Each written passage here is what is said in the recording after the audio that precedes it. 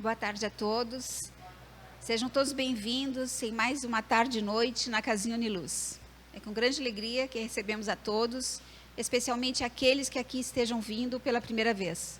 Sejam todos bem-vindos. Fazemos os nossos agradecimentos em prol dos alimentos que são doados, que fazem parte do projeto de doação para a circunvizinha aqui próximo, atendendo aos mais necessitados. Muito obrigado àqueles que se dispõem a essa doação tão importante. E convidamos a continuar esse movimento tão importante de alimentar aqueles que necessitam. Na recepção existe uma tabela onde ali constam os alimentos dos quais se fazem necessários para o momento.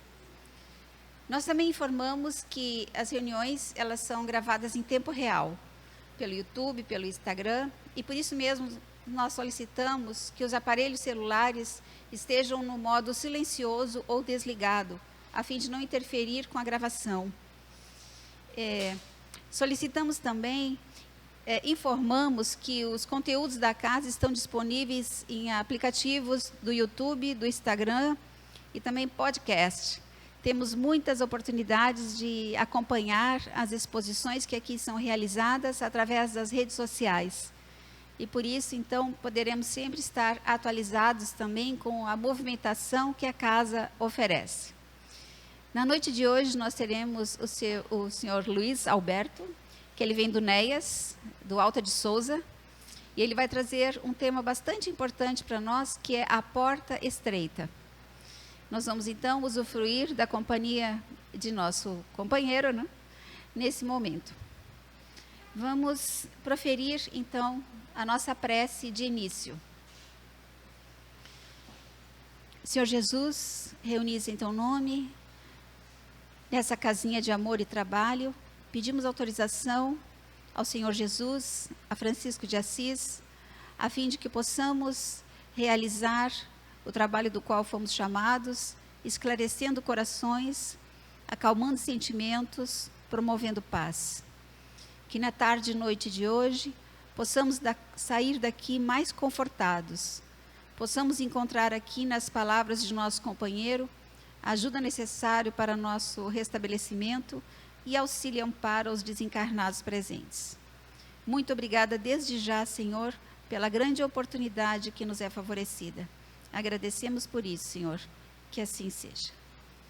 Então, com a palavra, o nosso irmão Luiz Alberto do NEAS, Alta de Souza.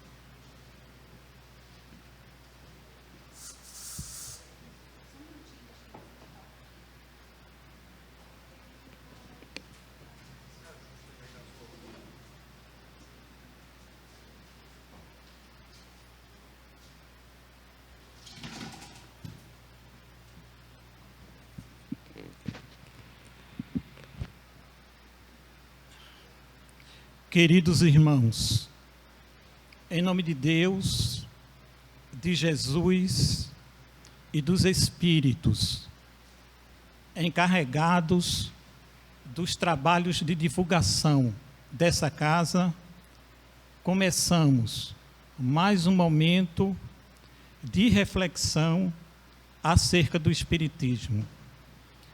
No ano 386 de nossa era, um homem chorava, triste e deprimido, no jardim de sua residência, em Milão, Itália, à procura de um consolo que lhe desse um sentido para a vida.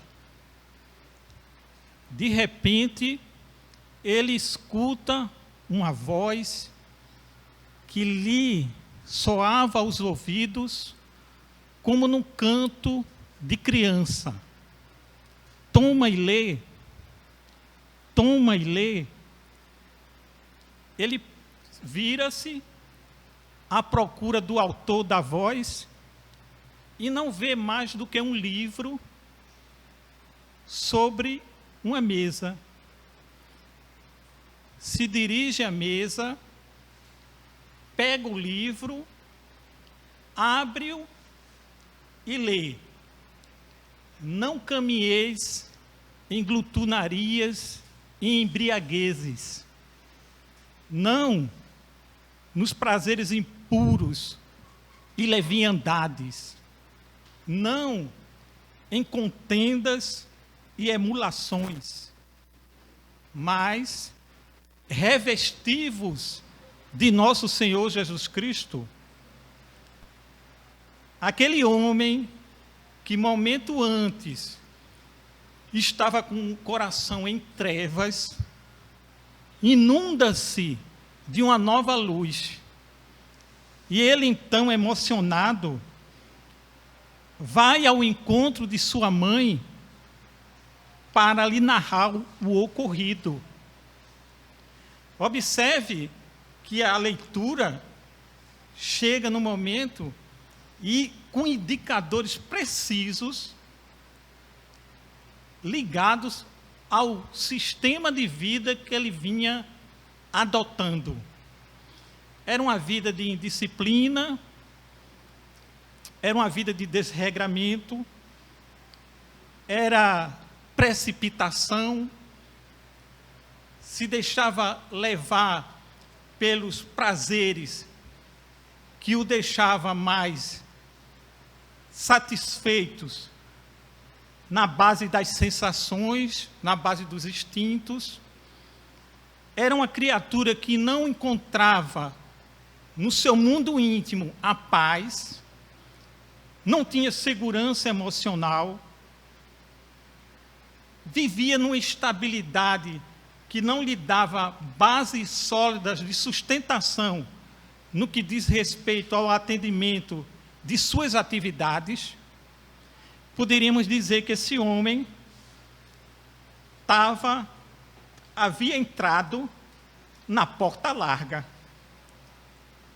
porque o tema de hoje diz respeito à questão da porta estreita. E em Mateus, a colocação do texto é bem clara. Entrai pela porta estreita, porque larga é a porta da perdição. Tirando o aspecto literal da palavra estreita e larga, a gente vai sempre entender que todos os ensinamentos contidos no Evangelho são ensinamentos de caráter holístico. São ensinamentos que você pode tirar qualquer parte, qualquer fragmento, de qualquer capítulo ou de qualquer narração de Jesus, e sempre vai estar ali, enraizado, as questões relacionadas às nossas necessidades de crescimento, de desenvolvimento e de amadurecimento espiritual. Então, a função principal da passagem de Jesus entre nós foi deixar uma série de possibilidades essas que visam atender e nos alimentar, nutrir espiritualmente falando. E essa nutrição vai propiciar benefícios ao crescimento, ao desenvolvimento, ao amadurecimento espiritual. Passamos a nos sentir verdadeiramente beneficiados com essa alimentação quando passamos a atender melhor os apelos e as necessidades do nosso mundo íntimo. E o nosso mundo íntimo, que é justamente uma fábrica de produção de emoções, de sentimentos e de virtudes, precisa ser, de nossa parte, sempre motivo de atenção e de cuidados. Então, essa porta estreita, em confronto, em comparação com a porta larga, significa vivermos uma vida pautada num conhecimento das leis naturais que nos regem, que nos submetem, essas leis naturais operam dentro de nós, queiramos ou não. E uma vez a gente percebendo que todas as nossas faculdades precisam ser ministradas por nossa parte, de uma maneira tal que venham a expandir-se e venham a realmente gerar em nós a convicção, a conscientização que nos tornamos pessoas melhores. E é interessante frisar que o Espiritismo é uma ciência, uma filosofia que tem todos os seus princípios, a sua organização baseadas nas leis naturais da vida. E todos os fenômenos da vida são fenômenos que têm como substrato, como elementos de sustentação e de retaguarda, o componente espiritual. Então, nosso ser espiritual, que estamos aqui atravessando esse período de existência, esse período existencial, precisa de nós o investimento correto, preciso. Então, quando a gente está se enveredando pela porta larga, observe que eu não quis citar o nome do homem que estava buscando um sentido para a vida. Propositalmente, eu não quis deixar o nome dele agora. Porque ele estava querendo. Era um homem que tinha dificuldade de reflexões, tinha dificuldade de análises, tinha dificuldade de autoconhecimento. Aí a gente vai ver que, para a gente distinguir bem porta estreita de porta larga, aparentemente não é tão fácil. Por quê? Porque quando a gente vai adquirindo conhecimento, é preciso que os conhecimentos vão se tornando realidade consciencial. Muitas vezes você tem um conhecimento, mas não tem a realidade consciencial. Às vezes um médico, até mesmo da área da pneumologia, sabe que o cigarro faz mal. Às vezes ele sabe que faz mal. Ele estudou para isso. Ele é capaz de descrever as substâncias que provocam efizema e outros danos ao pulmão. No entanto, às vezes ele sai num período de descanso ou de intervalo e vai fumar um cigarro. Então, às vezes, a gente vive uma vida social em que temos hábitos culturais herdados do passado, que catalogamos como hábitos normais, mas muitas vezes são ofensivos. E sabe quem é que estava lá buscando um sentido para a vida? Santo Agostinho, Aurélio Agostinho. Era um homem que passou um período da sua vida atravessando uma intempestividade muito grande, uma compulsividade muito grande, um condicionamento muito grande em hábitos negativos. Para que a gente crie um hábito na vida nossa, é preciso muito exercício. Um hábito não se exara dentro de nós de uma hora para outra. Precisa-se de muita repetição. E às vezes a gente está tão mergulhado naquele hábito que não dá conta dos equívocos que estamos cometendo, das ilusões que estamos vivendo. E aquilo às vezes nos contamina, nos paralisa e faz com que a gente viva num redemoinho. Isso é a porta larga. Mas só que essa porta larga, como eu falei, não podemos literalizar, são momentos de avisos que estamos nos deslizes, que estamos nos precipícios, que estamos correndo riscos. E aí a gente vai ver que Aurélio Agostinho chega um momento que fosse o máximo, ele já não suportava mais. Aí vem a ajuda da espiritualidade, aí vem a orientação para ele naquele momento, mas se alia naquele instante dois aspectos principais que vão nos demonstrar que somos criaturas que estamos aqui na Terra para viver vida saudável, vida equilibrada, não perdermos tempo, não titubearmos com atitudes que só vai criar para nós contratempos. A gente tem que maximizar a nossa existência. A gente tem que qualificá-la. E quando a situação está tão pungente, tão compressora, como nós somos filhos de Deus e fomos criados para a glória, para a felicidade, aí o que é que ocorre dentro de nós? Vai surgir um mecanismo preventivo, corretivo, natural, que vai criar uma pressão tão grande que você não vai suportar. Aí vai fazer com que você, queirando ou não, tenha que buscar as alternativas de libertação. Não é maravilhoso isso? Ele não aguentava mais, Santo Agostinho.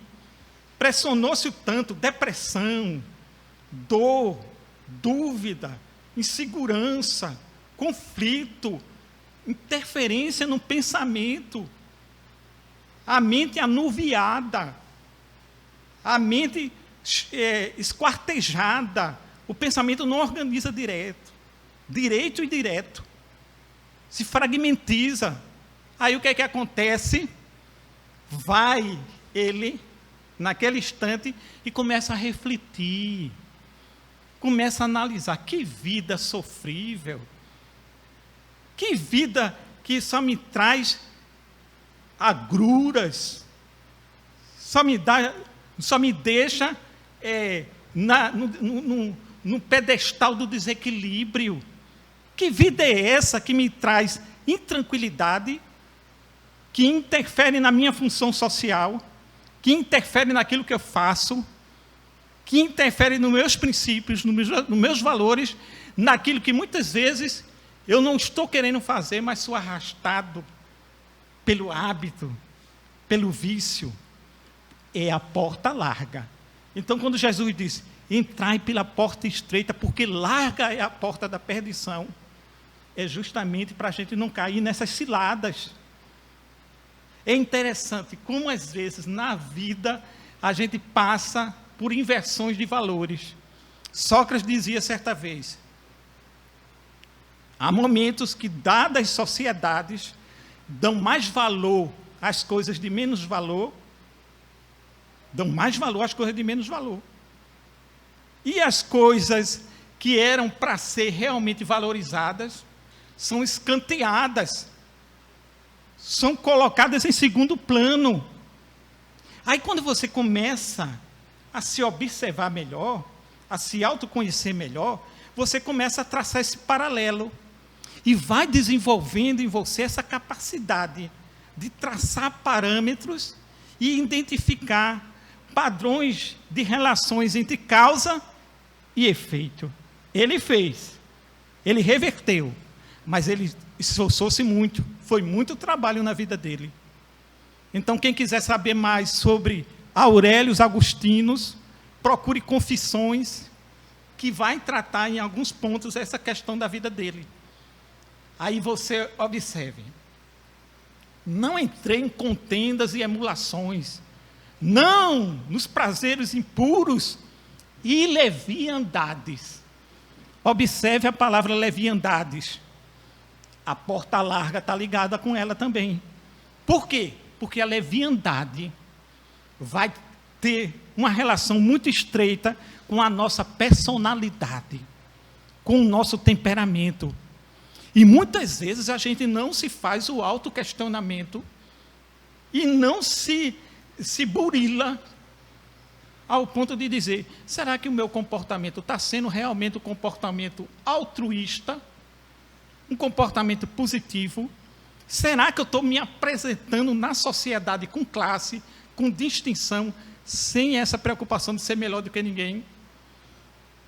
Porque ter classe, ter distinção,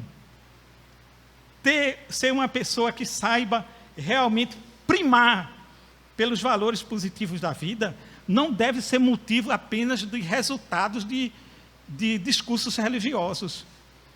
Os dispositivos que apontam nessa direção estão dentro de nós. A gente tem a capacidade de refletir, a capacidade de criticar. Por isso que Jesus era tão incisivo. Não entreis, vai causar prejuízo. Era uma lição preventiva. Então, a porta estreita é a porta do esforço pessoal, da construção dos valores, da sedimentação dos princípios, da necessidade de estabelecermos na sociedade relações cada vez mais confiáveis, cada vez mais perduráveis, sem tantas relações doentias, sem tantos medos. Olha que coisa interessante. Diz um ditado que a gente entra no emprego pelas nossas qualidades, pelos nossos talentos, pelas nossas capacidades, pelas nossas habilidades. Precisa-se do profissional X, com determinada capacitação em determinada função. Às vezes a gente entra desse modo e sai pelo nosso comportamento. O que é que a nossa sociedade, o que é que o nosso Brasil, o que é que o nosso mundo está mais, nesse momento, sofrendo e passando? A falta de escrúpulo, a falta de ética, o imediatismo, aquelas velhas alegações: eu sou cristão, mas eu não sou bobo, eu frequento o espiritismo, mas eu não sou tolo. E a gente se esquece que o espiritismo é um processo permanente. É um processo de constante mudança e transformação. É o alijamento daquilo que não nos serve, que já está imprestável, para as coisas que vão nos dar saúde espiritual e confiabilidade. Então, a porta larga é aquela porta que você vai, só vai parar quando vem dois mecanismos naturais. Quais são esses mecanismos naturais? Aí vem a dor e vem o sofrimento. Vem mais adiante as consequências do que você fez anteriormente. É interessante. Se não houvesse esse mecanismo, a gente não parava. Quer ver um exemplo? Não vamos exagerar, não vamos fazer um discurso aqui radical. Mas uma pessoa que vem muito tempo, não estou criticando, mas só estou dando um exemplo dos excessos e dos abusos. Muito tempo vem com o hábito da bebida. Depois se transforma em vício. Ele só vai parar, diga se não é verdade, se ela adoecer. Se ela não adoecer, ela vai parar? Fala a verdade. Não vou parar, vou parar agora. Sabe de uma coisa? Eu resolvi parar. Não vai parar. Aí entra as questões de outras doenças. Que se você tivesse, desde o início, essa visão mais ampla, mais multidisciplinar, tudo que você vai realizar, você tem que pensar baseado no prisma. O que eu estou fazendo está realmente de acordo com os princípios superiores da vida?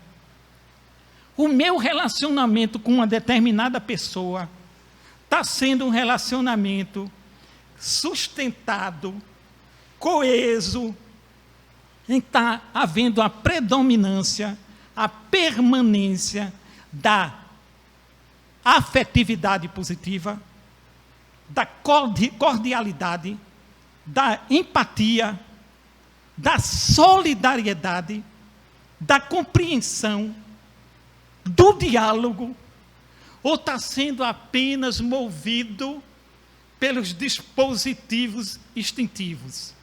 É preciso prestar atenção nisso, porque senão a gente já está na porta larga e não está sabendo. Entrai pela porta estreita, porque a porta larga é a porta da perdição, muitos vão entrar por ela. Aí Jesus disse: a porta estreita não, ela é pequena, ela é apertada, poucos vão entrar por ela, mas esse poucos vão entrar por ela, significa apenas poucos vão entrar por ela voluntariamente, inicialmente, por decisão pessoal. Gente, religiosidade, espiritualidade, não pertence às casas religiosas, não.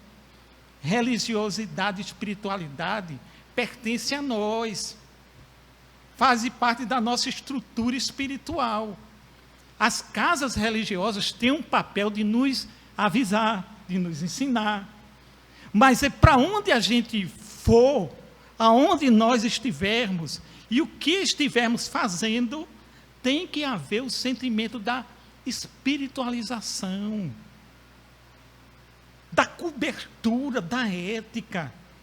Não existe contrato melhor do que você levar de dentro de si todas as normas, todas as regras e colocá-las em prática naquilo que você está realizando. Aí o que é que acontece? Fica uma sociedade fracionada, movida pela ambiguidade, que faz com que você fale como foi Paulo de Tarso. Eu comecei com Agostinos, agora vamos para Paulo de Tarso. Quem vê Paulo de Tarso, vê que coisa interessante. No princípio da vida dele, ele era um doutor da lei, Paulo de Tarso, do judaísmo. Era um homem detetor de conhecimentos. Olha o primeiro perigo, o primeiro risco que nós passamos aqui na Terra, é na forma de conhecer. Imagine você sendo colocado na sua cabeça desde criança. Isso aqui está a verdade, isso aqui está o bem, as coisas têm que ser feitas desse modo. E se esse ensinamento não for o ensinamento correspondendo à verdade, vai ser bom para você? Vai chegar momento da sua vida que esse pensamento está lá, incrustado. E a gente começa a raciocinar a partir do que aprendeu. Foi o que aconteceu com ele. Não aceitava os ensinamentos de Jesus. Achava que os ensinamentos de Jesus, em realidade, estavam empobrecendo, enfraquecendo os cristãos. Para ele era um desvirtuamento do judaísmo. Aí você vê como corremos risco, perigosas ameaças do orgulho, do egoísmo, da vaidade, porque o orgulho interfere no nosso cognitivo, faz com que a gente perca o senso da proporcionalidade, não aceite comparações, não quer se submeter a determinadas situações de vida, determinadas circunstâncias. Não tem hora que o orgulhoso, quando está afetado por uma coisa, ele se sente bem. Não. O orgulhoso sofre mais. E Paulo de Tarso sofria mais, porque não entendia porque tanta gente estava seguindo Jesus. Que espécie de amor é esse? O amor que dá a face para o outro bater, entre aspas. E ele perseguiu, ele humilhou. E quando ele vai na estrada de Damasco, há um fato curioso. Ele estava em estrada de... Qual era a pretensão dele? Era acossar Jesus. Estava atrás procurando Jesus, a dar uma figura dos seguidores de Jesus. Então, aonde havia seguidores de Jesus, ele estava lá. Em nome de Jesus, ele seguia Jesus. Ele perseguia Jesus. E perseguia da forma mais violenta possível, mais hostil possível. Quando Jesus aparece a ele, vocês já perceberam que Jesus, nos evangelhos, presta atenção quando pegar o evangelho do Testamento Novo, o Novo Testamento, observe que Jesus, a todo momento, quer despertar a nossa capacidade de raciocínio, de reflexão. Por quê? Porque a todo momento ele faz perguntas. E as perguntas faz com quê? Que você se mobilize para produzir respostas. Porque o nosso cognitivo, ele tem essa capacidade, elasticidade, expansibilidade, de fazer associações entre as ideias. E como nós somos seres espirituais, uma das características principais nossa como seres espirituais, é o pensamento, que é o alicerce de todas as nossas realizações. Então ele chega para Paulo de Tarso, que perseguia, que odiava, e ele estava ainda se sentindo uma criatura muito infeliz por ter acontecido da sua bela companheira ter se convertido ao cristianismo, e ele ficava com isso, com uma decepção muito grande, uma frustração. Gente, frustração, decepção, pessoas que se sentem extremamente vitimizadas, pessoas que não conseguem reverter uma situação adversa, pessoas que não conseguem descobrir as respostas que dentro de si lá já estão esperando apenas o momento de serem emergidas pelas reflexões do pensamento, vão sofrer mais. Aí ele chega para Paulo, aparece para Paulo e diz: Paulo, por que me persegues? Não foi uma boa pergunta? Por que me persegues? Dentro de mim, Paulo, não tem nada que esteja querendo te prejudicar. Então é uma prova que os prejuízos e os acertos são todos provenientes do nosso estilo de vida e das opções dadas às nossas condições, que optamos a realizá-las ou não. Tem pessoas que querem que a vida siga de uma forma só, que seja da maneira dela. Aí pega lá, não está igual a esse texto, está diferente desse texto. Certa oportunidade, um médico, ele estava querendo demonstrar o risco, o perigo que o álcool em excesso provoca nos organismos humanos. Então ele vai fazer uma experiência. Pega um copo com água e pega um copo com álcool puro, o álcool ainda não tratado, não destilado, com alto poder de corrosão. Era um álcool que não estava ainda com aquelas variações que ele tem em sua capacidade de ação. E ele pegou um vermezinho. A plateia parecia muito com a plateia da Uniluz, pelo tamanho, todo mundo assim organizado, com uma atenção muito grande. Ele pega o verme, e qual era o objetivo dele? Mostrar que a experiência ia ter um efeito, um impacto. Ele queria mostrar. Aí pegou o vermezinho e colocou no copo com água. O verme ficou na superfície do copo, saiu, foi mergulhando, foi ao fundo, voltou. Aí ele pegou o verme e colocou num copo com álcool. Quando ele coloca, gente, o verme desintegra na hora, desaparece. Aí ele pensou assim: está tudo indo no bom caminho. Eu estou querendo mostrar o mal que o álcool provoca. Se o álcool está pegando um vermezinho, está desintegrando fulminantemente, imagine esse álcool sendo ingestado em altíssimas doses, de formas diferenciadas em vários momentos da nossa vida. Imagine esse álcool fazendo com que a gente fique preso a uma cadeira, a um banco ou uma mesa, perca relacionamento com o pai, com o filho, com o amigo, empobreça a nossa linguagem, empobreça o nosso conhecimento, tranquefie a nossa capacidade artística de embelezamento da vida e fiquemos prostrados só à mercê da sua ingestão. Ele queria fazer o perigo. Aí ele vai e pergunta à plateia: os senhores perceberam a moral da história? Aí tinha um cidadão lá atrás. O cidadão, ele estava querendo se expressar. Ele estava querendo falar. A gente precisa se expressar. A gente precisa falar. A gente precisa se autodiagnosticar. A gente precisa debater. A gente precisa questionar. Mas tudo isso feito de uma maneira com um objetivo a alcançar. E não simplesmente criar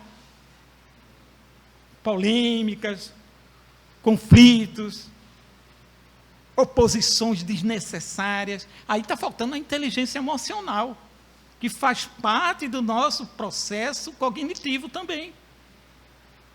Aí o cidadão se levantou, que não tinha nenhuma proposta negativa, era o pensamento dele, se levantou, disse: doutor, eu sei qual é a moral ao doutor, é agora. É agora, tudo está dando certo. O vermezinho se pulverizou. Está tudo sendo resolvido. O homem vai dar a conclusão. E a plateia vai ficar feliz e satisfeita. Diga, meu amigo, qual foi a conclusão? Ele disse: quem bebe não tem vermes. Quem bebe não tem vermes. Mas eu vou deixar de gozar a vida. Eu vou deixar de tomar minha dose. Eu vou deixar de tragar o meu cigarro. Eu vou deixar de ser esperto. Eu vou deixar de ser um aproveitador. Aí a gente vê uma sociedade que é pessoas parando em locais proibidos. São pessoas colocando altíssimos níveis de decibéis ouvindo as suas músicas. As pessoas dizendo que está no seu direito, fazendo determinadas coisas e afetando as outras. A gente vive uma sociedade que se vai tomar uma vacina e alguém pula na frente. Se vai aplicar uma vacina e alguém simula que está aplicando. Vocês entenderam o que é a porta larga? A gente vive uma sociedade que está precisando de honestidade, de transparência, de cuidado. E quando vocês, ao me ouvirem, não fique pensando: o orador se excedeu. Ninguém fique pensando: nossa, eu vou refletir sobre isso. Que o nosso papel aqui é provocar reflexões. Não é para ninguém sair: que maravilha, ele disse, ele falou. Não, o que vale é o que você vai aproveitar. Se vai haver o perfeito alinhamento, a perfeita compatibilidade entre o que está sendo dito e o que está dentro de você. Fale a verdade. Você é uma dona de casa. Dona de casa quer ter na sua casa uma empregada que não faça o trabalho direito? Quer? Você é um dono de uma empresa. Você quer profissionais trabalhando com você? Honesto ou não? Não é isso? Todo mundo quer honestidade, mas por que na prática isso não é efetivo assim? Porque está faltando dar atenção e prioridade à porta estreita. Eu não estou nem discutindo a espiritualidade que diz assim: quão poucos a encontram, quão poucas vão entrar por ela. Gente, imperfeição não pertence a nós. As imperfeições nós aprendemos elas. Nós aprendemos a ser desonesto, aprendemos a ser impacientes, aprendemos a ser intolerantes, aprendemos a fazer comentários muitas vezes sem embasamento, aprendemos uma série de defeitos, mas precisamos agora tirar esses defeitos da nossa existência. Por isso que tem uma música bem interessante que diz assim, eu não vou cantar não, para você não sair daqui, mas tem uma música que diz assim: todo mundo erra, quem puder me ajudar, pode até me ajudar, todo mundo erra, todo mundo vai errar. Mas vocês já perceberam que depois ele diz sempre, ele está se justificando que está querendo conquistar uma moça e diz: mas ele me acha um ladrão, não sei o quê. Ele está certo, todo mundo erra, sim. Todo mundo vai errar. Por enquanto. Por enquanto o erro faz parte do nosso aprendizado evolutivo. Agora, permanecer no erro, de modo algum. A gente tem que sair desse campo, esse campo confinado, e ir para um campo mais expansivo, esses territórios demarcados, que a sociedade nos impõe, que a sociedade muitas vezes nos aprisiona neles, como se fôssemos manadas. Também não vamos ser criaturas revolucionárias e querer resolver o mundo de uma hora para outra. Eu vou modificar a vida. Vamos nos decepcionar. Conta que certa vez,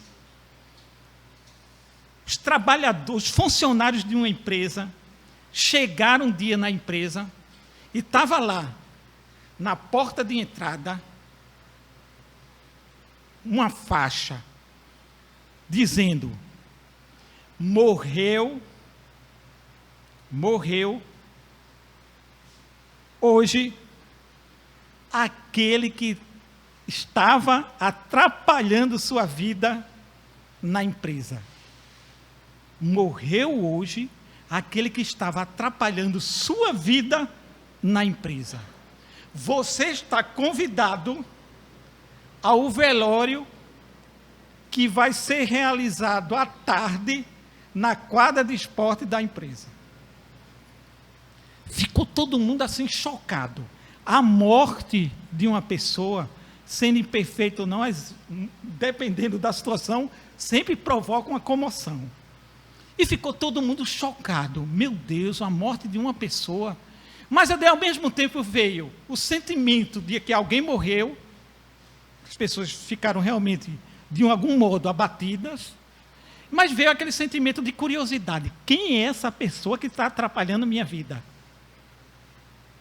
E atrapalhando o tempo todo dentro da empresa. Aí ficou aquela coisa, a pulga atrás da orelha. Aí todo mundo foi chegando para o velório à tarde. Armaram um velório, fizeram um caixão, e todo mundo se perguntando, conversando consigo mesmo.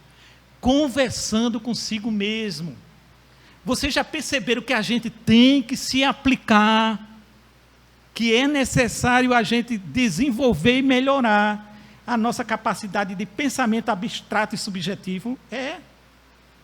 Porque o nosso pensamento abstrato e subjetivo, ele está sendo alimentado a todo momento com os acontecimentos da vida. Porque está criando a chamada memória afetiva. Diga, não tem momentos que você está tão preocupada, que as coisas acontecendo no seu dia a dia, mas aquela preocupação não quer sair da sua mente? É ou não é? Você fica com aquela preocupação, queria ficar mais desafogada, queria estar bem, queria estar desestressada, mas aquilo lá, e a gente tem que aprender a fazer o filtro, a minimização, a retirada, o expurgamento das coisas perniciosas dentro de nós. Aí, quando chegou na hora, ia passando um por um, para ver quem era que estava dentro do caixão. Com toda a licença, faz de conta que é o pessoal aqui da Uniluz. A gente está lá. Não é isso? Não estamos fazendo exercício aqui de metal? Faz de conta que somos nós. Aí estava lá. Quando íamos passando, cada um olhava. Alguns faziam uma careta, alguns faziam assim, mas saía todo mundo silenciosamente, sem dizer nada. Saía da empresa e ia para casa. Ia passando um, ia passando o outro. Tinha gente que saía cabisbaixa. Aí, de repente, quem era que estava no caixão? Era o questionamento. Na verdade, não tinha ninguém no caixão.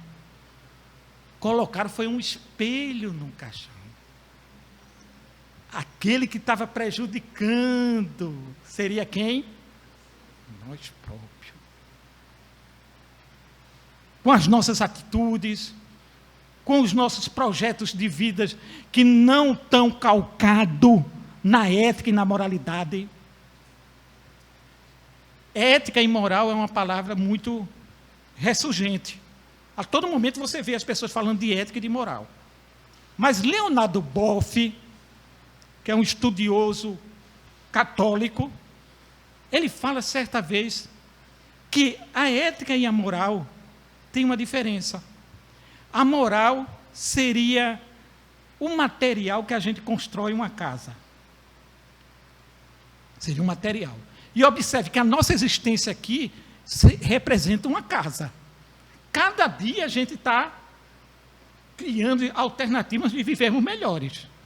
Nós estamos juntando materiais para que a nossa vida tenha sentido. E cada um de nós aqui tem a sua moral. Mas a moral, ela vai estar sempre dependente da nossa condição intelectual. E moral também. Quanto mais moralizado, mais a sua moral vai estar atualizada. Então, qual é o papel da ética? A moral traz os materiais e a ética coloca a casa no seu devido lugar. Um modo de organizar a moral. E, às vezes, esse modo sofre ingerência dos acontecimentos das nossas vidas. Traumas, conflitos pessoais, ambientes extremamente nocivos. A gente vê falta de diálogo nas famílias, falta de apoio, falta de empatia. A gente vê as famílias muito presas a valores. A gente vê as pressões econômicas, pessoas desempregadas, pessoas com seus sonhos que estão obnubiladas, os sonhos estão com as paisagens fechadas. E isso, quando a gente não está bem, direto ou indiretamente, a gente vai repassar esse mal-estar para o outro. Então, é preciso a gente ter uma moral forte, coesa, e que nos permita sempre assentá-la em bases cada vez mais sólidas e mais duráveis. Não pode ser uma moral apenas movida pelo cotidiano e pelo ambiente que vivemos. Certa oportunidade eu estava aplicando uma aula de educação de valores. Era para jovens de periferia, de pessoas ligadas mais a ambientes com estrutura, digamos assim, muito a ser resolvidas. E eu coloquei, como o método heurístico que eu usava, coloquei: alguém de vocês aqui já ouviram a palavra moral? Por favor, se você sabe o que é moral, diga. Aí um jovenzinho de 8 anos de idade, 8 anos, truncadinho, disse: eu sei, professor. Aí se levantou, aí foi para o outro coleguinha, que estava sentado, aí apontou o dedo e disse: fique sentado, não se levante. Se você se levantar, apanha. Olha aí, professor, eu tenho moral. Eu tenho moral. E às vezes a gente fica botando moral nas coisas, mas é uma moral estratificada, que não é inteligente, que não quer resolver a situação, que quer se interpor. Por isso que Roberto Carlos certa vez disse, numa letra de uma música: seja qual for o motivo para as guerras, a paz é maior do que todos eles. Gente, você tem um manancial aí dentro de você. Não dê chance ao sofrimento, não. Não dê chance à dor. Não dê chance à angústia. Não dê chance a neuroses. Não acha que vai ser passada para trás, não. Estendam as mãos. Olhem para o outro. Dê chance. Não tem saída. Foi Jesus que disse: amar a Deus sobre todas as coisas, ao próximo como a si mesmo. Olha, o holístico aí de novo. Está presente o holístico. Por quê? A gente pode amar a Deus sem amar o próximo? Você pode amar a Deus só botando a Bíblia aqui no sovaco. É o chamado intelectual de sovaco. Eu conheço Deus. Está aqui, está no capítulo tal, está no capítulo X.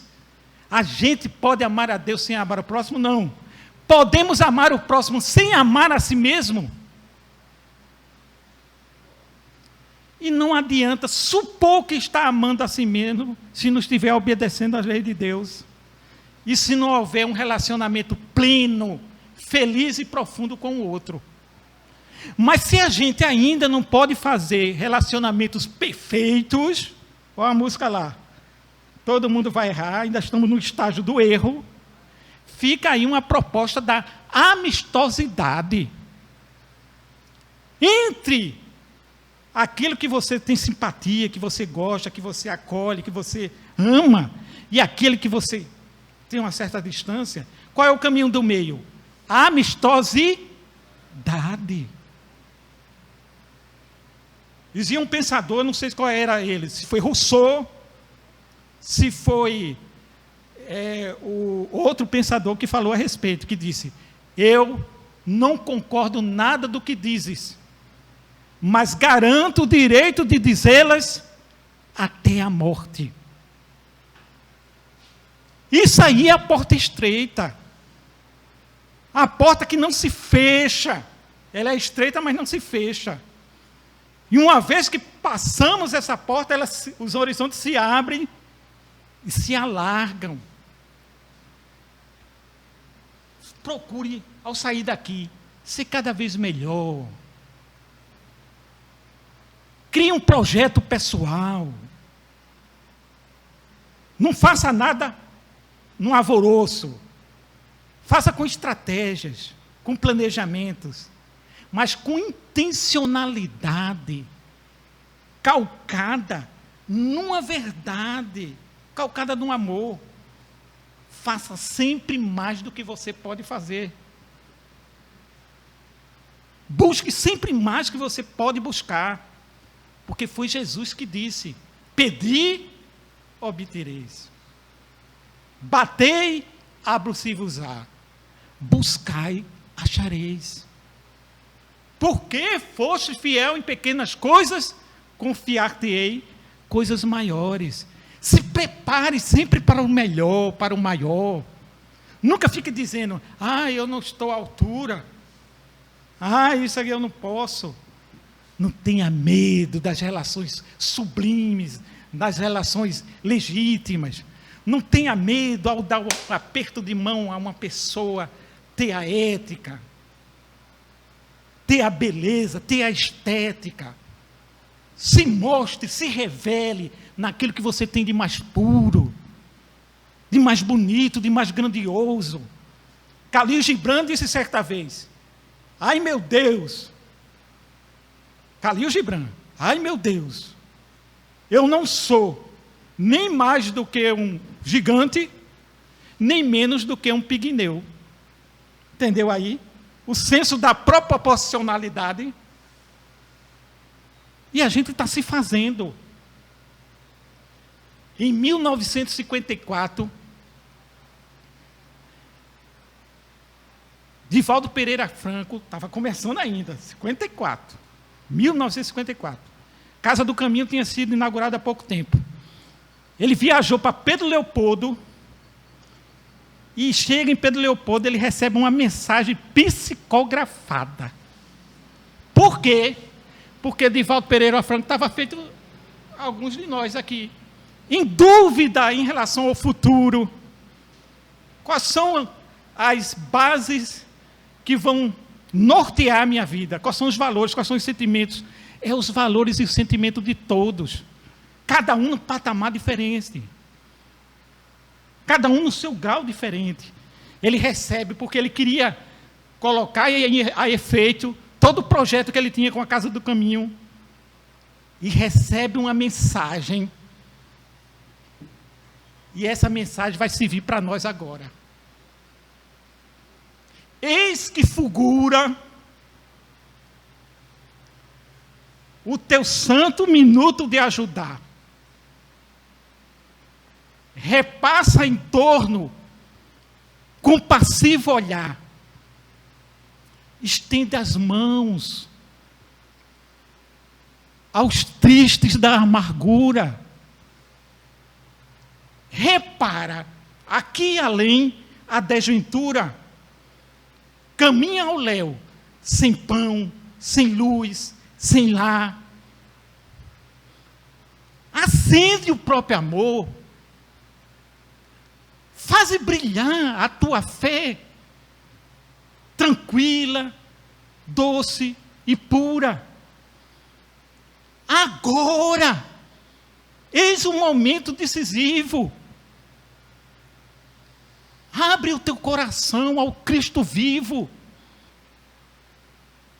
Não permitas que o tempo marche em vão. E aprendendo, e servindo, encontrarás, subindo passo a passo, a glória eterna da ressurreição.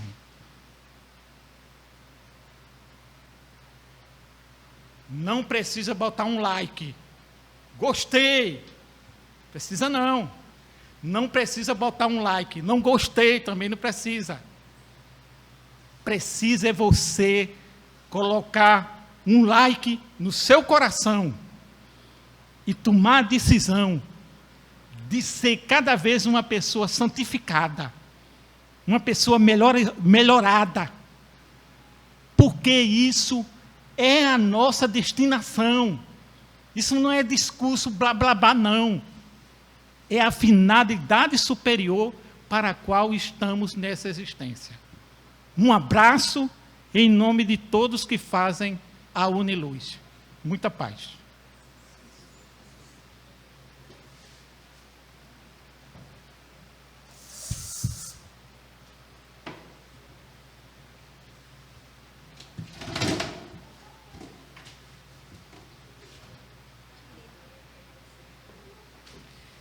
Felizes, amparados em nome de nosso Senhor Jesus Cristo e do nosso amado Francisco de Assis, agradecemos a visita do irmão que nos presenteia com a presença espiritual de Alta de Souza e vamos nos colocar agora em posição confortável, vamos nos preparar para o passe coletivo.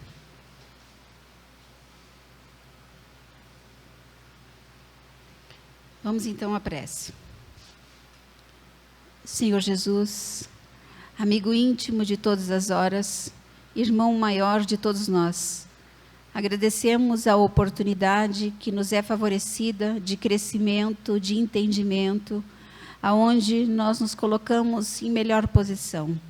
Muito obrigada, Senhor, por isso. Te pedimos, Mestre amado, em prol de cada um de nós que estamos presentes e todos aqueles que estejam ligados a nós através das linhas da comunicação. Aonde houver um irmão nosso ligado ao teu pensamento, pedimos as bênçãos amorosas do alto, em paz, em equilíbrio, em saúde, em harmonia. Te pedimos, Mestre, também em prol dos desencarnados que nos observam, que também estão conosco nesse banquete divino e que desejam também o esclarecimento e o arvorecer de suas almas. Pedimos em prol desses também. Te pedimos, Mestre amado, em prol dos sofredores maiores. Existem irmãos nossos em grandes misérias morais, em grandes dificuldades na matéria, em grandes dificuldades vivenciadas no espírito que são. Te pedimos, Mestre, em prol de todos esses que sofrem muito mais do que nós, que onde houver um irmão nosso, sofredor, em grande desespero, que nesse momento o lenitivo calmante possa chegar a seus corações sofredores. Senhor Jesus, recebemos muito, recebemos mais do que merecemos, mas ainda te pedimos sobre os nossos lares, sobre os nossos familiares, sobre aqueles que amamos, sobre aqueles que carregamos em nossas mentes e em nossos corações. Te pedimos, Senhor, em prol dos nossos desafetos, que aonde estiverem também possam receber a parte que lhes cabe. Muito obrigada por tudo. Segue conosco, Senhor, para que estejamos firmes, fortes e confiantes para o hoje, para o amanhã e para o depois. E dessa forma, sempre agradecemos, dizemos, muito obrigada, que assim seja. Que todos possam seguir em paz. Pedimos que as medidas de segurança que são solicitadas sejam tomadas. Por favor, evitem aglomerações, dispersando logo na saída. Muito obrigada, vão com Deus, muita paz, uma boa semana a todos. Até a nossa próxima oportunidade de encontro. Que assim seja.